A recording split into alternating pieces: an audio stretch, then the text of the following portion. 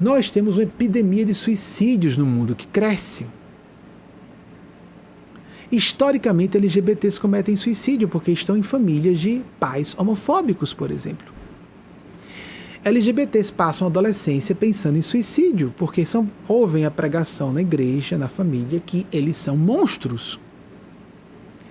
Eu tiro B um pouco disso, os bissexuais. Os bissexuais podem se dar o luxo de dizer que não existe gay não, nem trans, isso é safadeza. Isso é ignorância, gente. Pura ignorância e ódio. Pessoas que resolvem cometer suicídio, ou que de forma indireta cometem suicídio, destruindo sua felicidade, sua saúde, obedecendo ao que papai e mamãe mandou. A gente com 40, 50, 60, 70 ainda vivendo a sombra da tirania de um pai ou de uma mãe que já morreu há um tempão. E sabe de quem é a culpa? Da pessoa que se deixar submeter. O pai e a mãe vai dar contas pela sua consciência diante de Deus, cedo ou tarde. Mas a pessoa, estou falando com todas e todos vocês que são filhos e filhas, não é assunto para os pais e as mães. Cada um faça com sua consciência o que quiser. Vai dar contas. Principalmente com crianças e adolescentes, que a pessoa fica à vontade, né, de agredir e doutrinar, porque não recebe a defesa à altura. Há pessoas que só vão ser respeitadas quando ficam adultas, quando respondem à altura. Covardia. Covardia. Pura covardia. E há muita covardia com crianças e adolescentes. Existem vários tipos de abuso. O abuso sexual, o abuso físico, espancamentos, o abuso emocional, engula seu choro, engula seu riso, o abuso intelectual, cale sua boca, sua opinião não importa, o abuso religioso, você vai ter que seguir a minha religião, ponto final, o abuso espiritual, você vai fazer da sua vida o que eu determinar, vai ser essa carreira ou não. E normalmente, quase todas as crianças foram submetidas a um tipo desses abusos em graus variados. Os pais e as mães vão tomando cuidados. Não deve haver o excesso que há hoje de as crianças fazerem o que quiserem. Mas devemos ter cuidado, principalmente ficando adultos e adultas, até compreender que o pai e a mãe estavam na sua loucura, ou sua maldade, ou sua mesquinharia, é um problema da consciência do pai ou da mãe. E nós nos reconstruirmos em nossas escolhas de vida. O pai e a mãe é um assunto da consciência dele ou dela, depois vai dar contas. Nós, pais e mães que abusaram filhos, nunca pedem desculpas. E se a gente falar, não pedem desculpas, normal é isso, não pedem desculpas. Como? Se eles acham que se sacrificaram e aguentam que a gente tomou uma rota diferente da que eles determinaram. Pais e mães, professores, tutores, tutoras, professoras, não determinam o destino de ninguém que fica adulto ou adulta. E não pode pressupor da infância ou da babyhood de alguém, desde que é bebê, que vai dar continuidade a seu legado? Não. O bebê não é, o filho não é um servidor seu. Ele não deve favorizar você. Você nasceu para servir a criança. Tanto é que você é um adulto, a prova está nisso. A regra da Bíblia está honrar pai e mãe, porque não precisa dizer que pai e mãe honrem filho, porque em princípio até os instintos animais dizem que é para tomar conta da criança. Mas tem gente que nega, a maldade é tanta, que espanca crianças, arrebenta a alma de crianças, destrói o coração de adolescentes e depois cometeu suicídio, me dando desgosto até o fim. Monstra e monstro. Alguns sobrevivem. O karma continua. Vai dar contas. Vai dar contas. Vai dar contas por tudo que fez. Porque houve pessoas que em qualquer época não foram homofóbicas. Houve pessoas, tudo bem, muita gente foi influenciada a isso, mas houve pessoas que sempre apoiaram seus filhos em qualquer época. Houve maridos que não oprimiam suas esposas nas épocas mais remotas.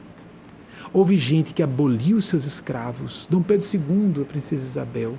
Abraham Lincoln. Século XIX. Sangrou o país. 1 milhão de pessoas morreram em campo de batalha. Perdeu filho em campo de batalha, mas ou seja, não foi uma questão que ele não se envolveu pessoalmente, ele perdeu o filho em campo de batalha. Ele sangrou o país, mas ele eliminou. Completamos na semana passada, nesse mês, aniversário novo da abolição da escravatura dos Estados Unidos, em 1865. Sangrou o país. Mas ele, que foi um gênio do plano sublime, um dos líderes espirituais dos Estados Unidos do plano superior, desceu para ser presidente. Ele sangra o país, mas essa chaga da escravidão negra sumiria. Pelo menos a parte formal. Vivemos dramas de racismo até hoje, mas o primeiro passo ele deu.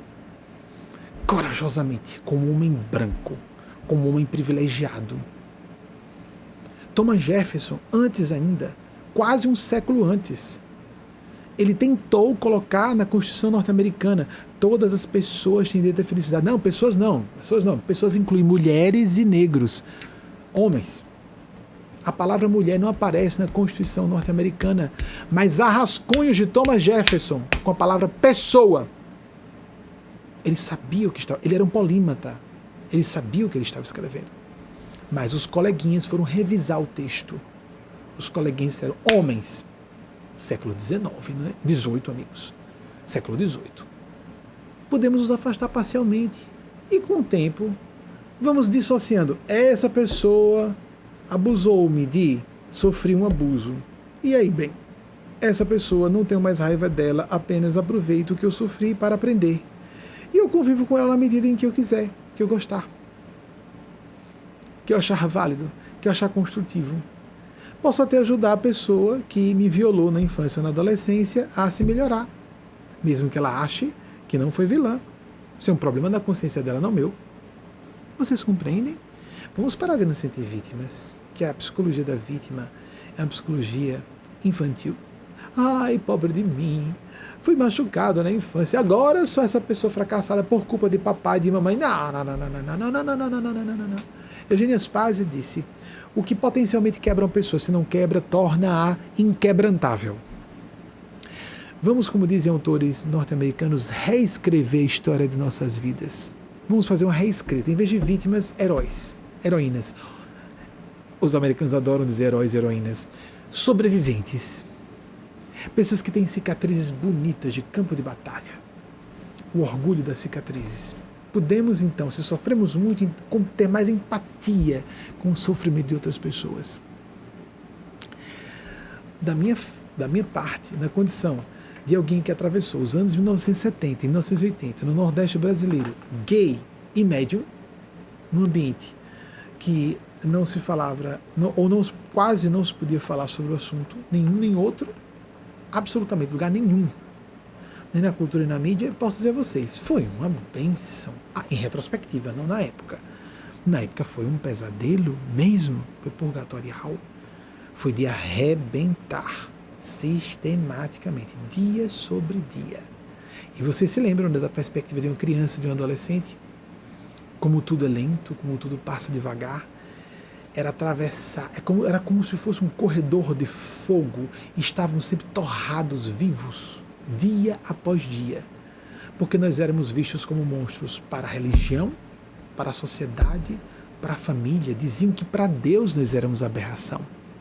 Há gente que acredita nisso ainda, e dos púlpitos das religiões dizem isso. Essas pessoas, quer acreditem ou não, vão dar contas disso.